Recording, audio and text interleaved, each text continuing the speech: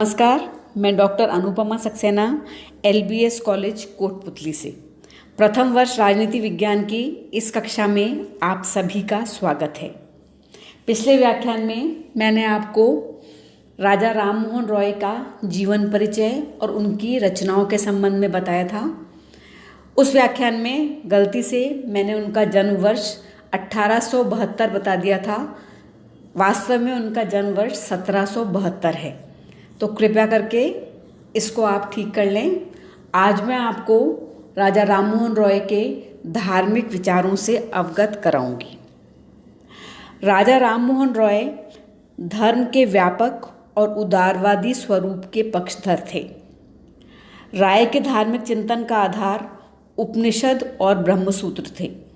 उनका विश्वास था कि कोई धार्मिक विश्वास अपनाए जाने योग्य है या नहीं, इसका निर्णय तर्क के आधार पर किया जाना चाहिए। उनकी आस्था ऐसे धर्म में थी जो धर्मशास्त्रों की युक्ति संगत व्याख्या पर आधारित हो तथा आधुनिक युग की आवश्यकताओं को भी पूरा करता हो। अब मैं आपको बताती हूँ कि 19वीं शताब्दी में धर्म की क्या स्थिति थी, या 19वीं शताब्दी में हिंदू धर्म में किस प्रकार की धारणाओं का प्रचलन था। 19वीं शताब्दी में हिंदू धर्म में अनेक कुरीतियाँ व्याप्त थीं, जिनके कारण धर्म का मूल स्वरूप विकृत हो गया था। इस काल में जनसाधारण के लिए धर्म का अर्थ था विभिन्न प्रकार के धार्मिक अनुष्ठान और समारोह। जादू टोनों और भूत प्रेत में जनसाधारण का विश्वास था। बंगाल में तांत्रिक मत का प्रचार हो रहा था, अतः राय का ध्यान सबसे पहले धार्मिक सुधार की ओर गया, जिससे धर्म का मूल स्वरूप विकृत हो गया था। इसलिए हिंदू स्वरूप के मूल और निर्विकार रूप पे प्रचार की आवश्यकता थी। उन्होंने लिखा था, मुझे ये कहते हुए दुख होता है कि हिंदुओं की वर्तमान धर्म व्यवस्था ऐसी है जिससे उनके राजनीतिक हितों की पूर्ति नहीं हो सकती। अनगिनत धार्मिक संस्कारों तथा सिद्धिकरण के नियमों ने उनको कोई भी कठिन और साहसपूर्ण कार्य करने के अयोग्य बना दिया है।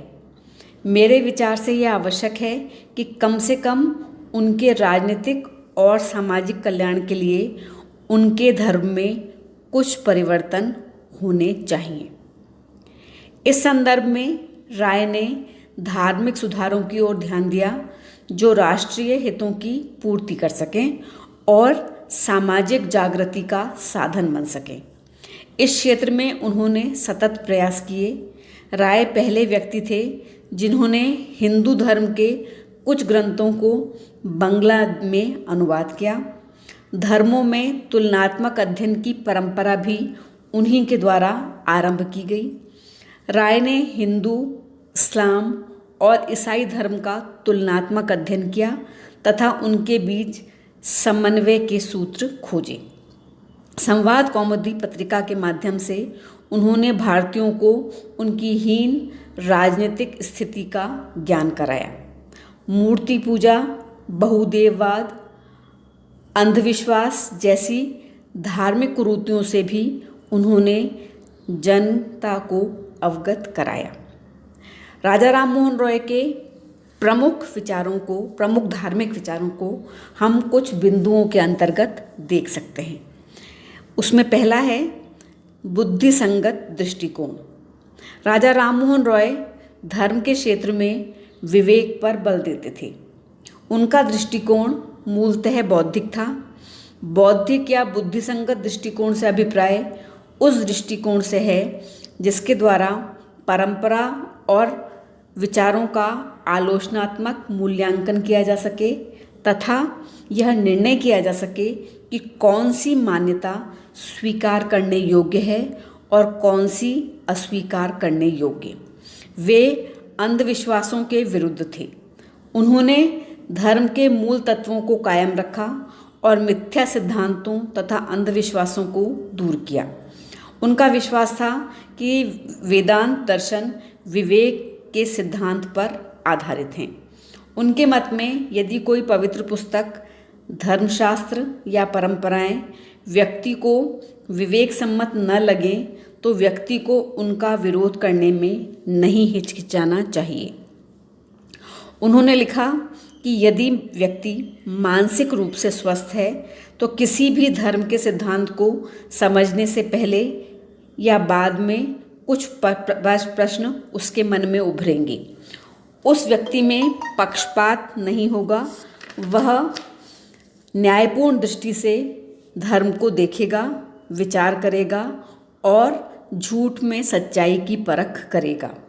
उन्होंने मानव विवेक को न केवल हिंदू धर्म पर लागू किया बल्कि विवेक के आधार पर उन्होंने विश्व के अन्य धर्मों की समीक्षा भी की। इसके अतिरिक्त धर्म की दृष्टि से उनका प्रमुख विचार एकेश्वरवाद में विश्वास है। राममोहन रॉय एक ईश्वर के सिद्धांत में विश्वास रखते थे।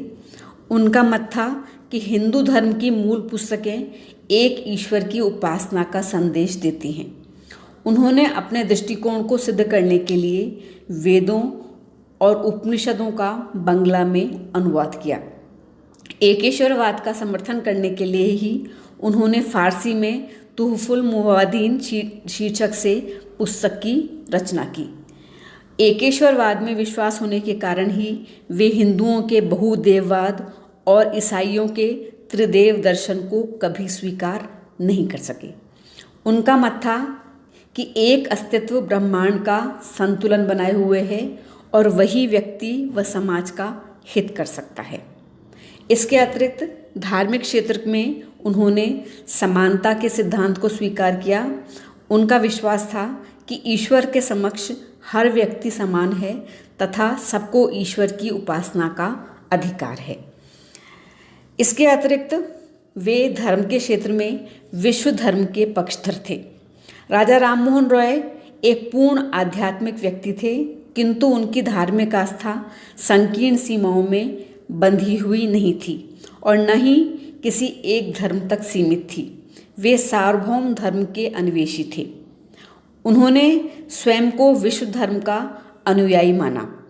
उनका स्वप्न सभी धर्मों के अनुयायियों में जाति, धर्म, नस्ल के भेद के बिना एकजुटता स्थापित करना था। वे चाहते थे कि उनके द्वारा स्थापित ब्रह्म समाज भारतीयों को एकता के सूत्र में आबद्ध करे। इसके अलावा धार्मिक क्षेत्र में उन्होंने संप्रदायवाद का खंडन किया। राममोहन का विश्वास संप्रदायवाद में नहीं था। धार्मिक पुनर्जागरण के दौरान उन्होंने किसी नए धर्म या संप्रदाय की स्थापना में रुचि नहीं ली। उनका मत था कि ईश्वर एक है। उस एक अस्तित्व को भिन्न भिन्न विशेषताओं के साथ स्वीकार करने से ही संघर्ष का आरंभ होता है।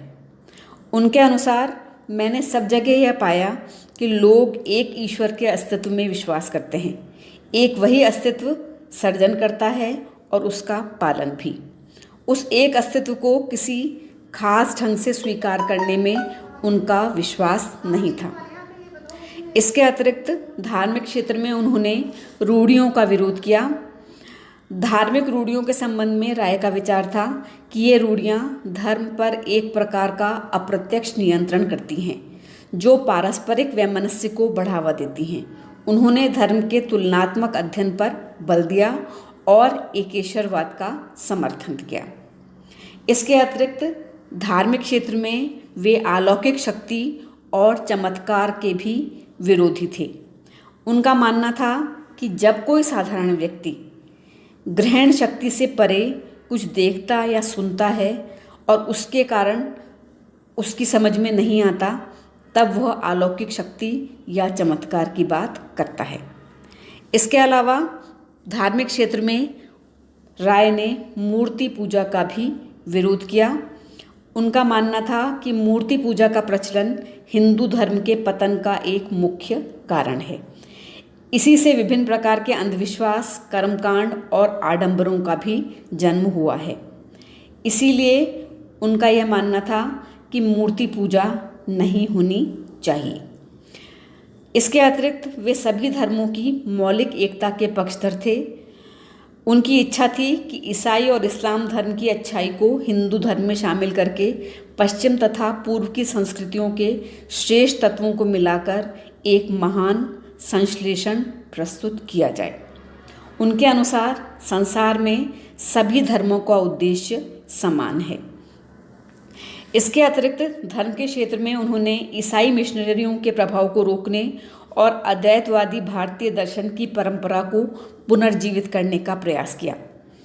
राजा राममोहन रॉय के समय बंगाल ईसाई धर्म प्रचारकों का मुख्य केंद्र था। ईसाई धर्म प्रचारक अपने धर्म के प्रचार के साथ साथ एक तरफ लोगों को धर्म परिवर्तन कराते थे और दूसरी ओर धर्म विरोधी प्रचार भी करते थे। राममोहन ने इसका विरोध किया क्योंकि यह प्रचार पूर्वाग्रह से ग्रसित था और साथ ही हिंदू धर्म के प्रति उनकी अज्ञानता को भी प्रदर्शित करता था। राममोहन ने ईसाई धर्म प्रचारकों की नीति का विरोध किया और हिंदू अद्वैतवाद और वेदांत का प्रचार किया। राजा राममोहन रॉय ने अपने धार्मिक विचारों को व्यवहारिक बनाने के लिए ब्रह्म समाज की स्थापना की। ब्रह्म समाज के विचार राय की धार्मिक मान्यताओं का सार हैं। ब्रह्म समाज के अंतर्गत उन्होंने यह माना कि अखिल ब्रह्मांड का स्वामी निराकार, अनादि और अनंत परमेश्वर है और वही एकमात्र पूजा योग्य है। किसी सांप्रदायिक नाम से उसकी पूजा नहीं की जानी चाहिए।